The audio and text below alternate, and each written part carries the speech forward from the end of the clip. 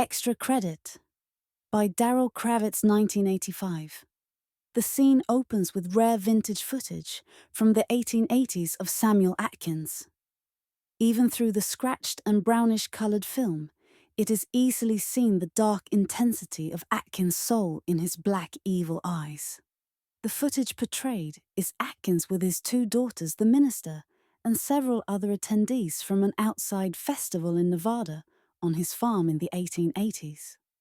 The 1-minute film clip ends with Atkins reprimanding his daughters and knocking the camera down. A light switch flicks onto blind 6 actors at a small conference table. A small pile of white paper is in front each of them. That is what we have, people. Something that we can beat every studio on. The information on Atkins will be released in 2 weeks to the general public. We have the jump on this, and if you play along, and after this film, you can write your own swan song. This session, by the way, is being recorded. The camera is not in this room. Before we start, I need to know now, are in or out? I'm sure your agent left you in the dark. That was deliberate. Anyone who wants to leave, now you can. Beat. Any takers? Good. Let's get to work. Okay, this film is based on Samuel Atkins, one of the first yet unknown serial killers. He predates H.H. Holmes by at least 10 years. The producer then informs the actors that the footage they just saw was found about 5 years ago and is thought to be the actual footage when, in a fit of rage, Atkins killed 40 people, including his daughters Abigail and Sarah, during that festival. Even the cameraman was butchered at the scene. Cassie, the actress to play Sarah, is a self-absorbed blonde in her 20s. She frowns and questions the motivation for the role. The producer explains the script is based on loose facts associated with Atkins' life and the 40 mutilated bodies buried in his barn. And if she puts her attitude in check, he can move on. The producer continues, in addition to this event, Atkins during the Civil War killed hundreds of women, children, torturing them even after they gave information of the whereabouts of their husbands or fathers. Do I have to say anything else? So yes, people, we are talking about an evil son of a bitch that left a blood smear in the US of A from North Carolina to Nevada. Some of the actors are elated, but others feel as told by their expression as opening a scary door laced with cobwebs. The producer goes into his shoulder bag on one of the chairs. Hey Cassie, you want motivation? How about this? He throws down a rusted sickle in the center of the table. Yeah, the genuine cut-your-head-off weapon he used on that spring afternoon in 1890. Some rust, but some of the dried blood is still on it. Clay, the actor selected to play Atkins, picks up the sickle as a morbid joke puts it to Cassie's neck.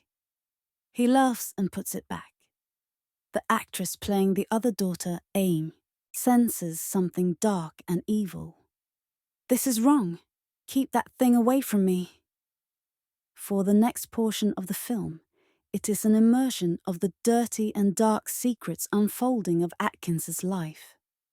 As the story unfolds, it is discovered that the minister was having an affair with Atkins' wife.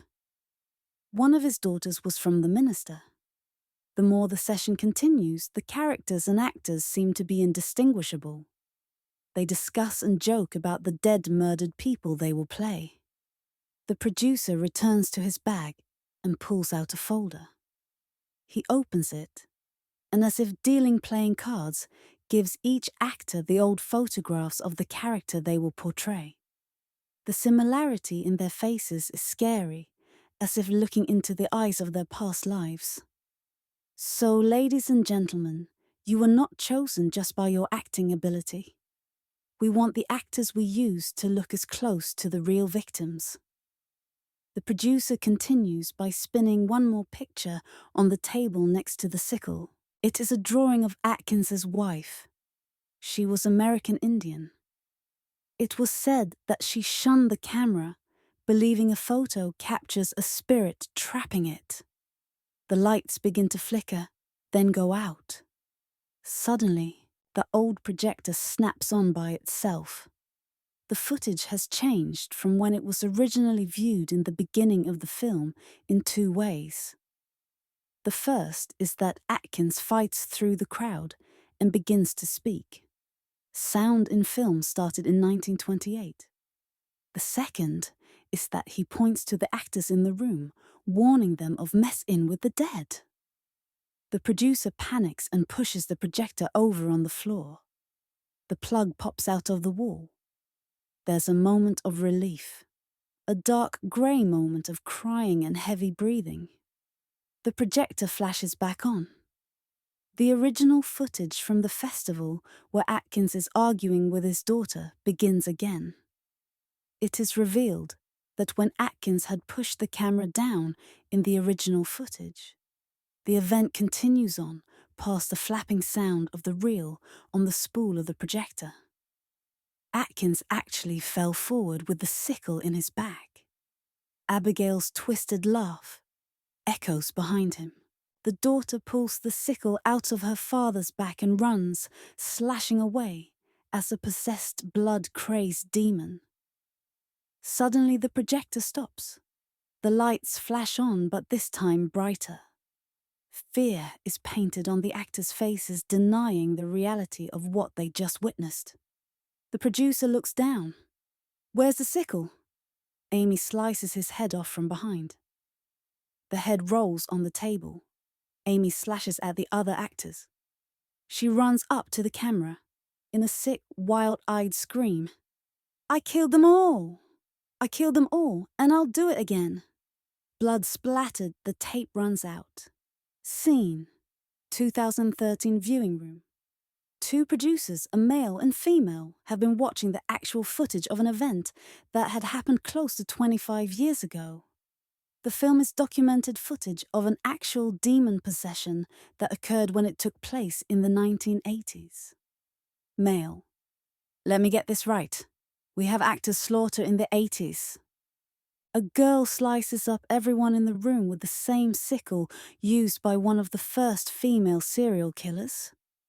Female: "Yeah? And I have the weapon right here."